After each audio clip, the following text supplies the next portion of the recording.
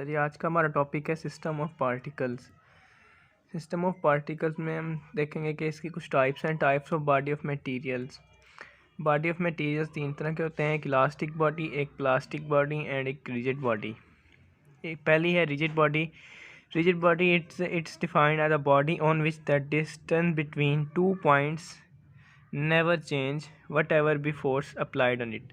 Rigid body एक ऐसी body होती है, अगर हम उस पर किसी भी तरह की applied force, external force apply करें, उसकी जो फॉर्म है वो चेंज ना हो, वो अपनी असली हालत में ही रहे, like a brick and iron.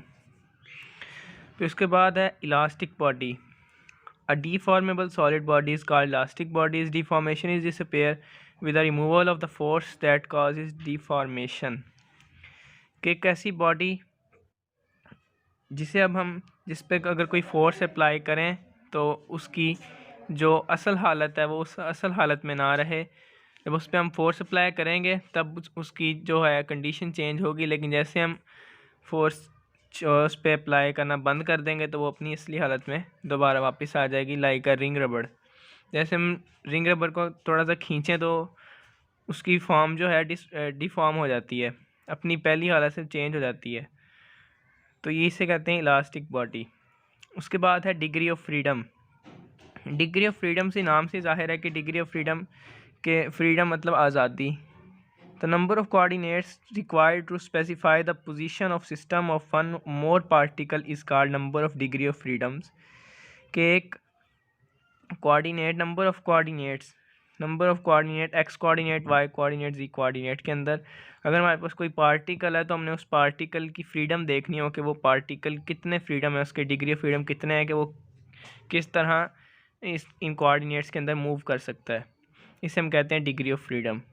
अब जैसे एक एग्जांपल है, एग्जांपल नंबर 1 है, a particle move in space. कि एक पार्टिकल है स्पेस के अंदर मूव कर रहा है।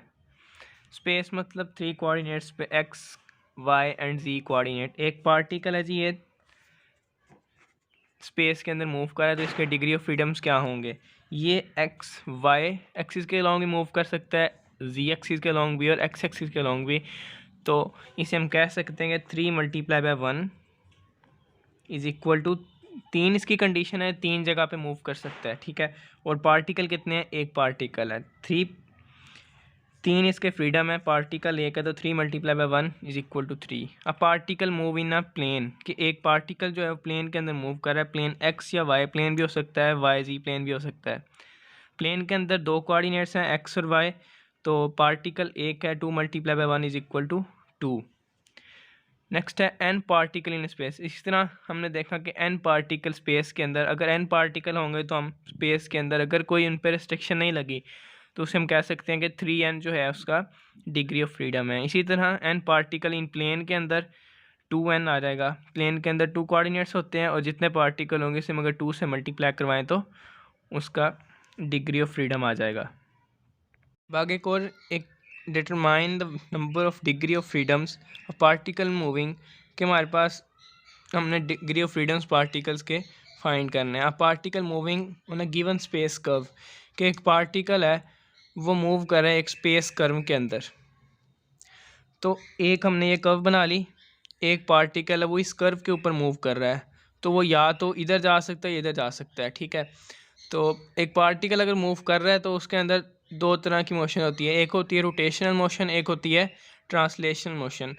अब अगर ये पार्टिकल मूव कर रहा है तो इसकी रोटेशनल मोशन तो हो ही नहीं सकती, क्योंकि इसने सिर्फ इसी कर्व के ऊपर ही मूव करना है, तो रोटेशनल मोशन जो होगी वो ज़ीरो हो जाएगी और सिर्फ बाकी क्या बचेगी? ट्रांसलेशनल मोशन बचेगी। तो ट्रांसलेशनल मोशन जो है वो इस अलोंग अ कर्व ही होगी, तो हम क्या कहेंगे कि ये पार्टिकल जो है वो सिर्फ एक ही डायरेक्शन में मूव कर सकता है, ठीक है। उसके बाद है 5 particle move in a plane. कि एक प्लेन के अंदर 5 पार्टिकल्स मूव कर रहे हैं। ये 5 पार्टिकल हैं, एक्स वाई प्लेन है जी। 5 पार्टिकल ने देखा प्लेन के लिए क्या फार्मूला था? 2n का फार्मूला था। तो n पार्टिकल कितने हैं? 5 पार्टिकल हैं, 2 को 5 से मल्टीप्लाई करवाया तो इसका डिग्री ऑफ फ्रीडम कितने आ गए? 10 आ गए। इसी तरह 5 particle move in a space. के 5 पार्टिकल हैं वो स्पेस के अंदर एक्स वाई जी के अंदर जो है वो मूव कर रहे हैं, तो हम उसका डिग्री ऑफ फ्रीडम देखेंगे। 3n फार्मूला होता है स्पेस के लिए, तो 5 × 3 इज इक्वल टू 15। ये था स्पेस प्लेन के लिए डिग्री ऑफ फ्रीडम फाइंड करने का कि डिग्री ऑफ फ्रीडम हम कैसे फाइंड कर सकते हैं किसी भी पार्टिकल का। अब एक और एग्जांपल है, two particle connected by a rigid body plane, कि दो पार्टिकल मूव कर रहे हैं by a rigid body plane के अंदर, ये इन्होंने बता दिया प्लेन के अंदर, ठीक है। और पार्टिकल कितने हैं, टू पार्टिकल्स हैं, मूव कहाँ कर रहे हैं, रिजिड बॉडी प्लेन के अंदर। अब एक पार्टिकल ए है, एक पार्टिकल बी है, ये रिजिड बॉडी हम इसे रॉड कह लेते हैं, कोई भी किसी भी एक रॉड के ऊपर दो पार्टिकल हैं मूव करें, एक ए पार्टिकल है, एक बी पार्टिकल है। फार्मूला क्या था जी प्लेन के लिए, 2n, 2 मल्टीप्लाई बाय पार्टिकल्स कितने हैं, 2 4 आ गया। रिस्ट्रिक्शन कितनी लगी हुई है, एक रिस्ट्रिक्शन लगी हुई है, ये पार्टिकल इधर नहीं आ सकता, ये पार्टिकल इधर नहीं आ सकता, तो ये पार्टिकल इस साइड मूव करेगा, इस साइड पे, तो हम कह देंगे कि 4 - 1 = 3। तो अगर ये किसी रिस्ट्रिक्शन वाला क्वेश्चन हो तो हम रिस्ट्रिक्शन अगर हो तो कैसे फाइंड करेंगे डिग्री ऑफ फ्रीडम।